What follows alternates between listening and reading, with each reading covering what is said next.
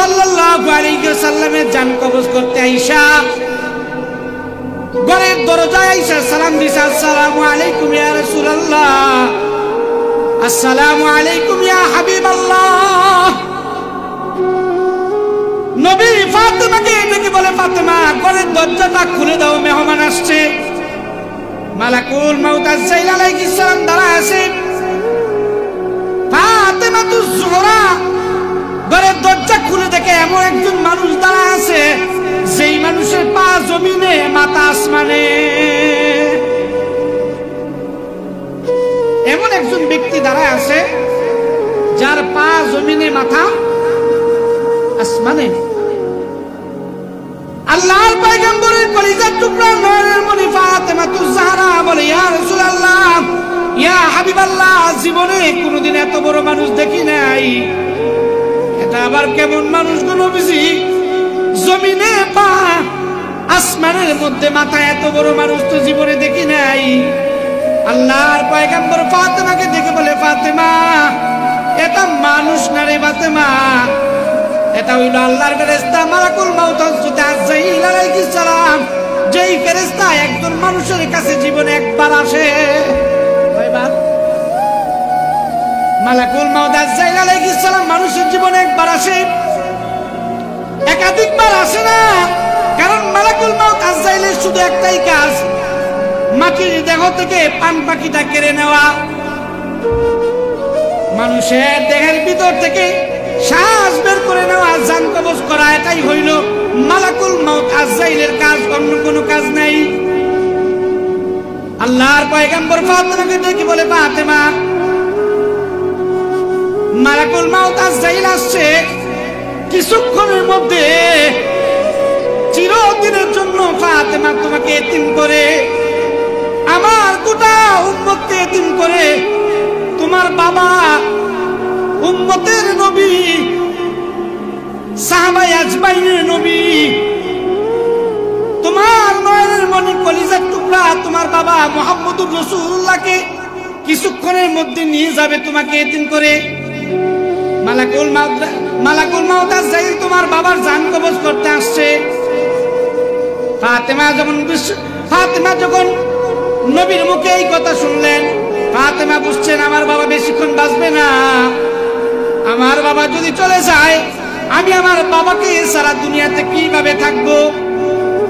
আল্লাহর পয়গম্বরের মেয়ে ফাতেমাতুজ জাহরা নবীকে জড়ায় ধরে বলে, বাবা গো, আপনি যদি দুনিয়ার জমিন থেকে চলে যান, আমি ফাতেমা তো বড় অসহায় হয়ে যাব, আমি তো এতিম হয়ে যাব।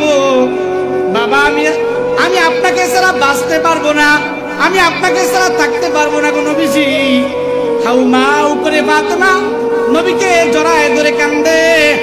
নবী বলে, ফাতেমা রে, আয় আয় আয়, তোর মুখটা, তোর কানটা আমার মুখের কাছে দে।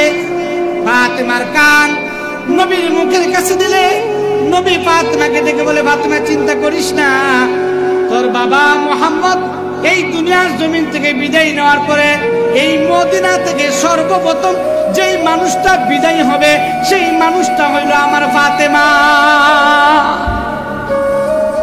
বলে, ফাতেমা চিন্তা করিস না, আমি চলে যাওয়ার পরে এই মদিনা থেকে সর্বপ্রথম যেই মানুষটা বিদায় হবে, সেই মানুষটা হইল ফাতেমা। তাহলে বোঝা গেল বেশি দিন থাকতে হবে না, বাবা মুহাম্মদকে ছেড়ে বেশি দিন থাকতে হবে না। অল্প কয়েকদিন পরেই বাবার সাথে সাক্ষাৎ হয়ে যাবে। মালাকুল মাউত সালাম দেয়া করে প্রবেশ করলো। মুহাম্মদুর রাসূলুল্লাহ সাল্লাল্লাহু আলাইহি ওয়াসাল্লামকে বলেন, আল্লাহ পাকের সালাম গ্রহণ করেন। আল্লাহ আপনার কাছে প্রস্তাব পাঠাইছে দুইটা। নাম্বার 1, যদি আপনি দুনিয়ায় থাকতে চান, যতদিন থাকতে চান ততদিন থাকতে পারবেন। নাম্বার 2, আপনার হায়াতুদ দুনিয়া শেষ হয়ে গেছে, দুনিয়ার হায়াত শেষ হয়ে গেছে, পার্থিব দুনিয়া শেষ হয়ে গেছে। আপনি থাকতে না চাইলে আল্লাহর দিদারের জন্য চলে যাইতে পারেন, আল্লাহর সাক্ষাতে যাইতে পারেন। আপনি থাকবেন নাকি আপনার রবের সাক্ষাতে যাইবেন, আপনার মালিকের সাক্ষাতে যাইবেন? মুহাম্মদুর রাসূলুল্লাহ সাল্লাল্লাহু আলাইহি ওয়াসাল্লাম বলে, আমি বুঝতে পারছি আমার হায়াত শেষ হয়ে গেছে, আমার দুনিয়ার জীবন শেষ হয়ে গেছে। জিবরাইল, আমি দুনিয়াতে থাকতে চাই না, আমাকে নিয়ে যাওয়া হোক আল্লাহর দিদারে, আল্লাহর সাক্ষাতে আমাকে নিয়ে যাওয়া হোক। তবে জিবরাইল, এই অন্তিম কালে দুনিয়ার হায়াত শেষ হয়ে গেছে, জীবনের শেষ একটা ইচ্ছা আল্লাহ আমার পূরণ করবেননি। আমার নবী দুনিয়াতে একটা সেকেন্ডও উম্মতের কথা ভুলে নেই। মৃত্যু অতি নিকটে, কিছুক্ষণের মধ্যে জান কবজ হয়ে যাবে, তখন আপনার আমার নবী বলে, আজরাইল, আমি দুনিয়ার হায়াত বাড়াইতে চাই না, আমি দুনিয়ায় থাকতে চাই না, তবে আমার একটা আরজি যদি আল্লাহ রাখতেন তাহলে আমি খুশি হইতাম। মালাকুল মাউত আজরাইল বলে, ইয়া রাসূলুল্লাহ, ইয়া হাবিবাল্লাহ, আপনার কি আরজি? আপনি আল্লাহর দোস্ত, আপনি আল্লাহর বন্ধু, আপনি আল্লাহর হাবিব, আপনি চাইবেন আল্লাহ দিবে না, এটা হইতে পারে না। বলে মালাকুল মাউত আজরাইল, তুমি যে আমার জান কবজ করবা, জানি আমারে কষ্ট দিবা না, কিন্তু আমার একটা দরখাস্ত, আমার জান কবজ করার সময় আমার একটু কষ্ট দিয়া জান কবজ করবা। এটা কি সম্ভব? সম্ভব না, কারণ মুহাম্মদুর রাসূলুল্লাহ কে? আল্লাহ দোস্ত, আল্লাহর হাবিব, আল্লাহর বন্ধু, এটা তো হইতেই পারে না। নবী মুহাম্মদুর রাসূলুল্লাহকে কষ্ট দিয়ে জান কবজ করবে, এটা তো কল্পনাই করা যায় না। তারপরে ভাই, আপনার নবী, আমার নবী মুহাম্মদুর রাসূলুল্লাহ বলেন, আজরাইল, আমার জান কবজ করবা, আমার একটু কষ্ট দিবা, মৌতের কষ্ট তো আছে সবার, আমার একটু কষ্ট দিয়া জান কবজ করবা। কিতাবের মধ্যে আসছে, এই কথা শোনার পরে আজরাইলের শরীরে কম্পন শুরু হয়ে গেছে। আজরাইল বলে, ইয়া রাসূলুল্লাহ, ইয়া হাবিবাল্লাহ, এত বড় সাহস আমি কোনোদিন দেখি না, এত বড় ক্ষমতা, এত বড় সাহস আমার নাই, আপনার জান কবজ করব, অথচ আপনাকে কষ্ট দিবে, এটা হইতে পারে না। আপনার জান কবজ করবো, আপনাকে কষ্ট দিবে, এটা হইতে পারে না। নবী গো, আপনি তো আল্লাহর দোস্ত, আল্লাহর হাবিব, আল্লাহর বন্ধু, কেন আপনি চান আপনার জান কবজের সময় যেন আপনাকে কষ্ট দিয়া জান কবজ করা হয়? আল্লাহ মালাকুল মাউত আজরাইলকে ডেকে বলে, আজরাইল, কেন আমার বন্ধু তার জান কবজ করার সময় তাকে একটু কষ্ট দিতে চায়? কেন আমার বন্ধু একটু কষ্ট পাইতে চায়?